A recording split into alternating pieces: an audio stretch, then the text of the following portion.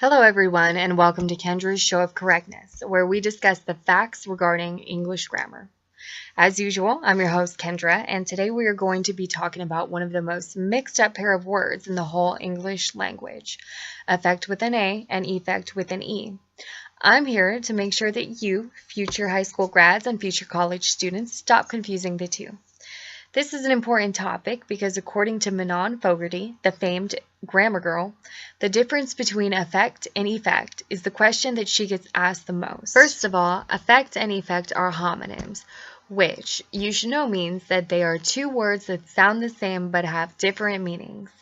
I hope you know the definition for homonyms, or else your English teacher hasn't been doing a very good job. The biggest thing that is going to help you remember the difference between affect with an A and effect with an E is that affect with an A is usually a verb and affect with an E is usually a noun. To help you remember this, think of vane, V-A-N-E, verb affect, and noun effect. Affect with an A means to make an impact on or to influence. If I affected someone, that means that I changed them or created an effect on them in some way.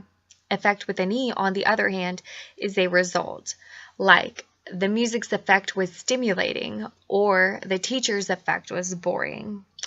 There are some exceptions to this general rule, though, of course. When affect with an A is used as a noun, it means the mood that someone appears to have. For example, he displayed a joyful effect. When affect with an E is used as a verb, it means to accomplish or bring about, like she was determined to effect change in the status quo. If something is affected, it means that it is brought about, produced, or executed. For example, the band effected changes to their new song. But if you remember vane, V-A-N-E, you will get it right over 95% of the time. Remember that generally affect with an A is a verb and affect with an E is the noun. There is one more thing that might help you remember the difference between these two words. It is a mnemonic device, which means that it's just a tool that we can use to help us remember things. So here it is. The apple affected Adam, but the earth-shaking effect was evoked by Eve. Of course, this sentence goes back to a creation story that we all know, so it might help you remember the difference between affect and effect when it really counts, like on an English exam, during the written portion of the SAT, or maybe just to impress your friends and teachers with your amazing grammar know-how. So remember, vane, V-A-N-E, or remember the story of Adam and Eve to help you through those rough spots where choosing between affect and effect is absolutely imperative.